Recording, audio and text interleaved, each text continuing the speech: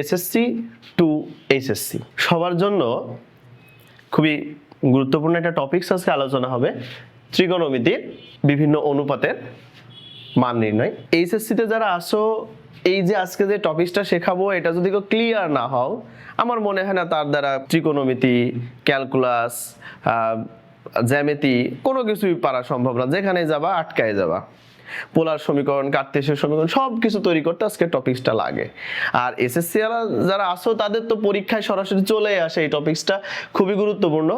8.3-এ আছে এসএসসির higher math বইয়ে। আর ইন্টারমিডিয়েটের জন্য তো মনে করো ফরজ করাই লাগবে, এর কোনো নাই আর কি, অপশন নাই। তো টপিকসটা আমি একটু দেখাই, শেষ পর্যন্ত সবাই আমার সাথে থাকবা। ক্লাসটা একটু বড় হবে, মনোযোগ দিয়ে শিখবা, পারলে তোমার টাইমলাইনে রেখে দিবা, খুবই উপকার হবে। তো এখন আমি শুরু করি। এখানে আমি কিছু বিষয় লিখছি, 1 2 3 4 চারটা টপিকস এখানে আমি লিখছি, চারটা বিষয়। এই বিষয়গুলা তোমাকে কিন্তু মনে রাখা লাগবে। এই বিষয়গুলো মনে রাখলে এই যে মান নির্ণয় করা tan - 43 π/6 এই মানটা তুমি অনেক সুন্দরভাবে পারবা। যেরকম এখানে একটা কথা লিখছি, 90 অথবা π/2 এর আগে, 90 অথবা π/2 এর আগে বিজোড় থাকলে পরিবর্তন করতে হয়। কি পরিবর্তন করতে হয়? সাইন পরিবর্তন হয় cos, tan পরিবর্তন হয় cot, sec পরিবর্তন হয় cosec। তাহলে পরিবর্তন কি করতে হয়, কখন পরিবর্তন করতে হয় খেয়াল করে দেখো। এই যে 90 থাকতে পারে, π/2 থাকতে পারে, এর আগে কি থাকবে? বিজোড় সংখ্যা থাকবে। এটা বিজোড় সংখ্যা 1 3 5 7 এই সংখ্যাগুলো যখন থাকবে তখন আমরা কি করব?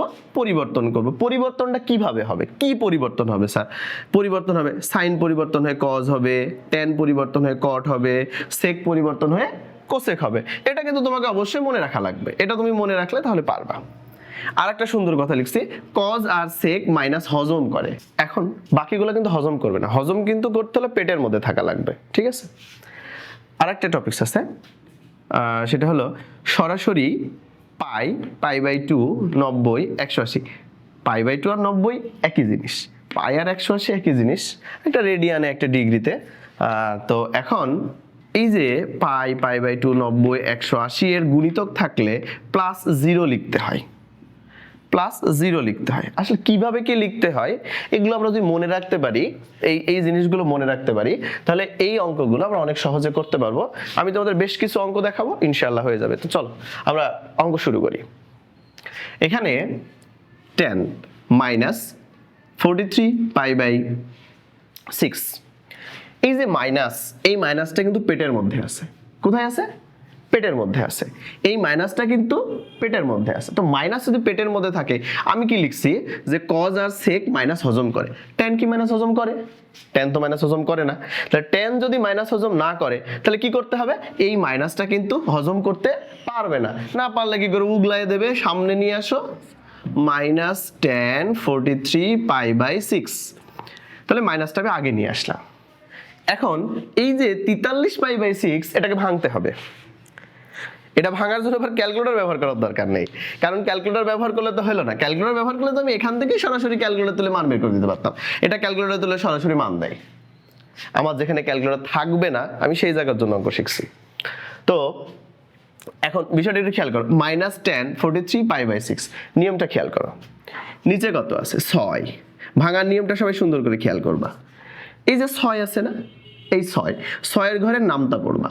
নামতা পড়তে পড়তে 43-এর 1 কম বা বেশি, 1 কম বা বেশি। তাহলে এই যে 6 আছে, তাহলে 43-এর 1 কি নিতে হবে? কম নিতে হবে, নাহলে বেশি নিতে হবে।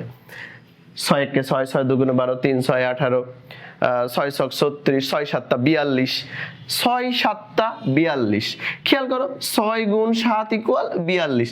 হ্যাঁ, এই যে 42 কিন্তু 43 থেকে 1 কম। আবার 6 × 8 নিলে 48, এটা অনেক বেশি হয়ে যাচ্ছে, 43-এর থেকে 5 বেশি হয়ে যাচ্ছে। দরকার নেই, এটা দরকার নেই আমার। এই যে 1 কম হলেও হবে, 1 বেশি হলেও হবে। 44 আসলে কিন্তু নিতাম, এখানে কোনো ঝামেলা নেই। তাহলে 42, তাহলে কি আসলো? 6 × 7 = 42। এই যে 7 আসলো না, 6-এর সাথে কত গুণ? 7 লাগলো। তো 7 যদি লাগে তাহলে -tan 7 লিখবো, এই 7, তারপর একটা পাই দিব, তারপর এই যে π/6 যেটা আছে এটাই লিখে দিব। মাঝে 6 7 42 আর এই প্লাস দাও, পাই যোগ হয়ে 43 হয়ে গেল। ভাঙা কমপ্লিট। খুবই দ্রুত হবে। শিখবা, প্র্যাকটিস করবা, অনেকগুলো প্র্যাকটিস করবা, দেখবা হয়ে গেছে।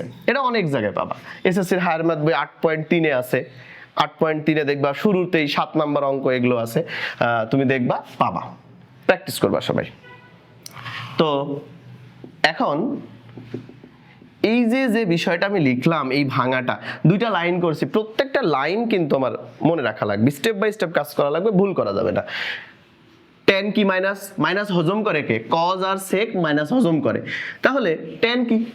মাইনাস তো হজম করবে না, তাহলে মাইনাস কি করবে? উগলাই দেবে। কোথায় আসবে? সামনে আসবে। আসার পরে কি হবে? এইবার এই যে মাইনাসটা সামনে দিয়ে দিলাম, tan 43π/6। এখন বিষয়টা হলো এই যে 43π/6 কে কিন্তু ভাঙা লাগবে। কি করে ভাঙবা? শিখাইছি তো, 6 এর ঘরের নামতা পড়বা, নিচে যেটা থাকবে ওইটারই নামতা পড়বা। ওইটার নামতা পড়লে কি হবে? 6 7 42, 7, এই যে 7, সেই 7-এর 7 পাই প্লাস এই যে π/6, এখানে যেটা থাকবে ওটা লিখে দিব।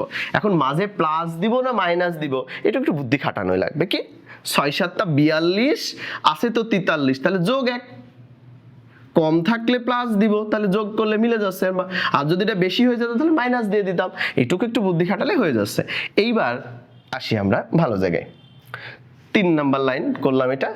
এবার বিষয়টা হলো এইখানে দেখো পরিবর্তন হবে কি হবে না, পরিবর্তনের কোনো সুযোগই নাই। আমি কি বলেছি? 90 অথবা π/2, 90 অথবা π/2, এর আগে বিজোড় থাকতে হবে। এখানে তো 90 নাই, তাহলে পরিবর্তনের চিন্তা কিসের? 90 আছে, 90 নাই, তাহলে 90 যদি না থাকে তাহলে পরিবর্তনের তো চিন্তা নাই, এটা পরিবর্তন হবে না। তাহলে এটা কি থাকবে? tan-ই থাকবে। এখন তোমাকে একটা কাজ করতে হবে, যেই কাজটা হলো সেটা হলো আমাকে চতুর্ভাগ নিয়ে কাজ করা লাগবে। এটা কোন চতুর্ভাগে যায়, এই বিষয়টা কিন্তু আমাকে অবশ্যই খেয়াল করা লাগবে। এই যে এটা কিন্তু আমাদের হচ্ছে 0, π/2 = 90, তারপরে এটা π = 180, তারপরে এটা হচ্ছে 3π/2 = 270, এটা হচ্ছে 360 = 2π। দেখো এইখানে একটা জিনিস, অল সাইন আর কোসেক, এই ঘরে tan আর cot, এই ঘরে cos আর sec। এটা 1 নাম্বার ঘর, এটা 2 নাম্বার ঘর, এটা 3 নাম্বার ঘর, এটা 4 নাম্বার ঘর। তো এইরকম যদি হয় তাহলে সবাই মনোযোগ দিয়ে দেখো, tan, এই যে 7 পাই, খেয়াল করো এইখান থেকে এই পর্যন্ত পাই, এই যে 0 থেকে π/2, 0 থেকে কত? π/2, π/2 থেকে কত? পাই, তাহলে এইটুক কত? 1 পাই। আবার এরকম ঘুরলে কয় পাই? 2 পাই, 3 পাই, 4 পাই, 5 পাই, 6 পাই, 7 পাই, একটু বেশি। কয় নাম্বার ঘরে আসলো? 3 নাম্বার ঘরে। কয় নাম্বার ঘরে আসলো এটা? 3 নাম্বার ঘরে। তো 3 নাম্বার ঘরে যদি আসে তাহলে এই যে 3 নাম্বার ঘরে tan আর cot পজিটিভ, বাকি সব নেগেটিভ। তাহলে এই মাইনাসটা থাকলো, তাহলে tan, এই যে এই tan কোন ঘরে? 3 নাম্বার ঘরে। তাহলে 3 নাম্বার ঘরে যদি tan যায় তাহলে 3 নাম্বার ঘরে tan কি? পজিটিভ। তাহলে চিহ্ন তো, tan এর চিহ্ন পরিবর্তন হচ্ছে না, যা আছে তাই থাকছে যেহেতু পজিটিভ। আচ্ছা, এখন আমার এইটুকুর কাজ শেষ। এরপরে কি আছে? π/6 বসাই দেব। π/6 মানে কত? 30 ডিগ্রি মাইনাস tan, π/6 মানে 30 ডিগ্রি। tan 30 ডিগ্রির মান কত? tan 30 ডিগ্রির মান হচ্ছে 1/√3। এই যে tan -43 π/6 এর মান কিন্তু -1/√3। প্রথমে একটা শিখলাম, এটা দেখো, cos -27 π/4। এই যে cos মাইনাস আছে, cos এর এখানে কি আছে? মাইনাস আছে। অঙ্কটা খেয়াল করো, এখানে কিন্তু মাইনাস আছে, তাহলে এখানে যদি মাইনাস থাকে, আমি একটা কথা লিখছি, cos আর sec মাইনাস কি করে? হজম করে। তাহলে এই যে মাইনাসটা তো পেটের মধ্যে আছে, হজম করবে?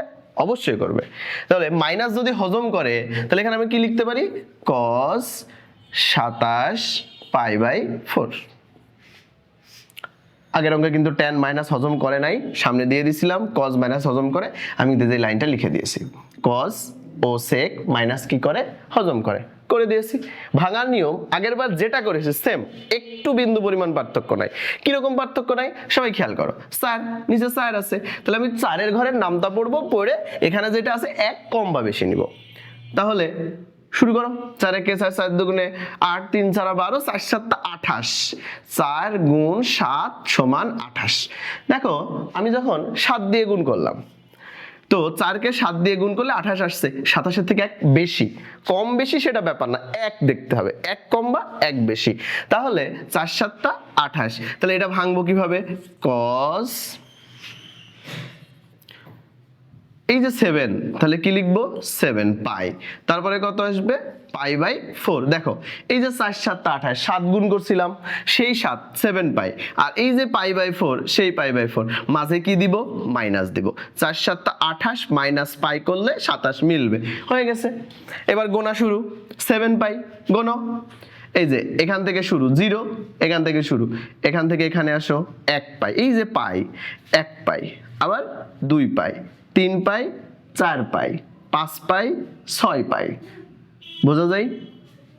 এই যে 7 পাই, গুনতে গুনতে এখানে এসে 7 পাই, একটু কম, তার মানে ব্যাকে কয় নাম্বার ঘরে গেল, 2 নাম্বার ঘরে।